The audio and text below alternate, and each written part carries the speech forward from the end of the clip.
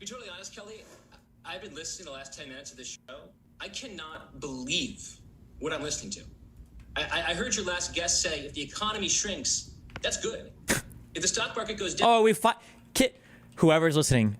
Okay, I know you guys are out there. I know somebody's listening to me, okay? Please, yes. Please stop making this seem normal. Please, please, please, please, please stop trying to make it seem like this is, Please, please, please, please, please stop making, like, trying to make sense of any of this, okay? Down. I heard your last guest say, if the economy shrinks, that's good.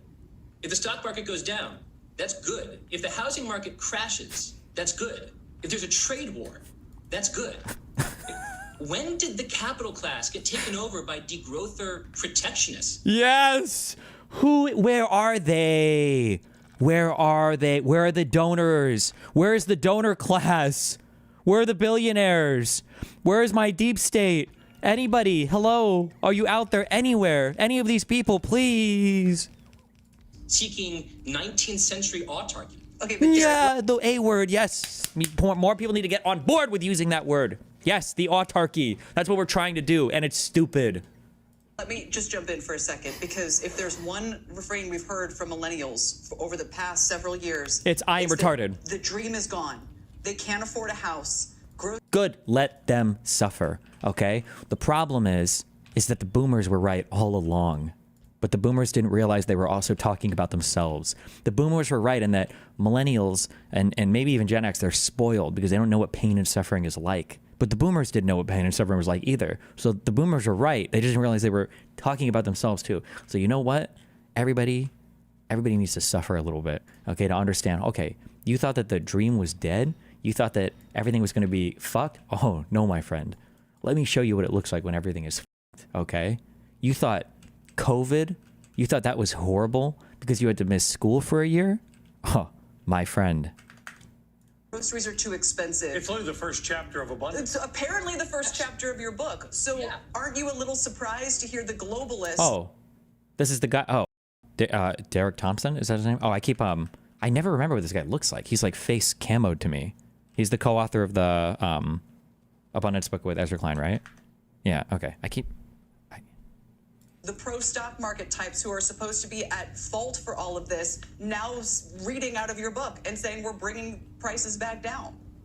They're crashing the economy. That's very, very different than making housing affordable.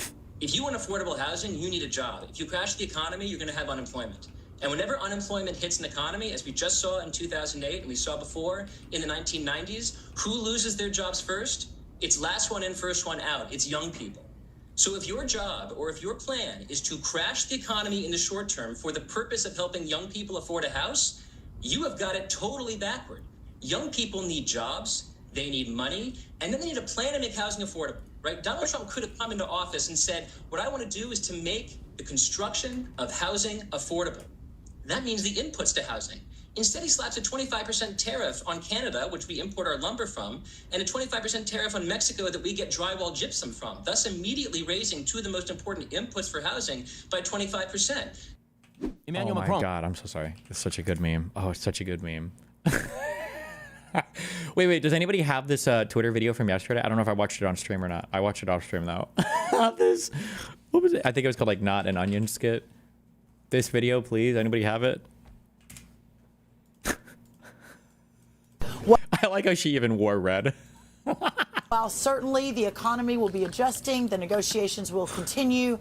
We are really, really excited and very grateful to President Trump's leadership and being willing to be bold and fearless in facing some pretty big policy challenges. Man, I'm just so, as much shit as I'm giving these people for not realizing this earlier, there are things that I wish I could have realized earlier as well.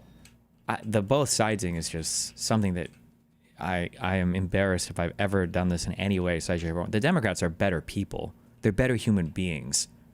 They're a more moral, higher accountability. They're just better human beings. Not even like governors, like a governor or lawmaker. They're just better people. This is just unhinged. It's just unbelievable. This is unreal to me, dude. Bold and fearless in facing some pretty big policy challenges around the world. So what is the impact on farmers then? Well, we'll see, right? I mean, we're negotiating. Now we move into some significant negotiations. I mean, I've got a great chart here. The fucking chart. Why do they have these papers all over? Oh, the fucking hold up the chart. Your whole debate arc of saying something bad about the left every time you criticize the right to give yourself credibility, do you regret that in hindsight? Absolutely not. I'm talking about Democrats. I'm talking about my position on being really harsh on people like Hillary Clinton. The left should have been ejected even earlier. The left, the far left, the socialists and the commies, those guys need to fucking go 1 trillion%. You should never let them forget shit like this. Like people that didn't give a fuck about Trump's first term and the Supreme Court judge. That's why we have immunity for the president, by the way, is that Supreme Court judge, right? We might move into a world where now Roberts is going to be our swing vote. If we get a trend of Amy starting to align more with the liberals, who knows if that'll happen or not.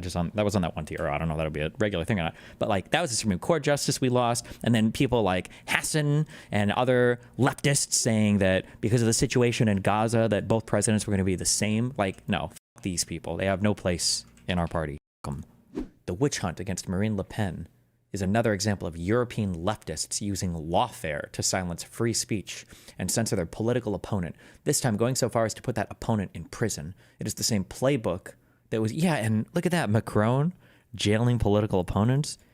Can you just imagine? I just want to say, oh, and I saw a meme on Reddit yesterday. Oh, who stole this? No, it was this morning. Where was it? Was it in politics or funny? I saw a meme, and it was posted, and it was like students in some classroom, and the caption was something like a year or 10 years after World War III has broken out or something, and the student raises their hand and asks, why did Trump have a different vice president in the second term? And it's true. It's true. That better have been one of you guys that posted it, okay? One fun bit is that Trump saying this probably hurts Le Pen more than it helps. Yeah, because these movements kind of identify with each other. However, actually, let me be a little careful when I say this. I know this is true for Canada. I don't know as much for Europe, I can't say. But in Canada, you have like a right wing. You've got like your Conservative Party, and they identify like with America's conservatism. But I think most conservative, unless you were like part of the PPC or whatever, that far right party, the crazy people, most conservatives in Canada would say, yeah, we're conservative. We agree even maybe kind of sort of with like American conservatism broadly, but Trump is crazy, right? I don't know if the rest of the world ever got sold on Trump as much as Americans did for some reason. So even if you had Canadians who were kind of like, oh yeah, America MAGA, ha, or whatever, like Trump was like cringe.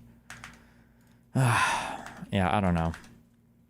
Oh, I will say, looking back, like, assuming we come out of this, okay, it could have been so much worse if we survive. Now, maybe it will get worse, but it could have been so much worse because Trump is so stupid. He's so stupid. That's the one thing I will go to the grave being fully vindicated on, because this is a guy who had the ability to unite and rally together so many different types of people in so many shockingly, scarily powerful ways.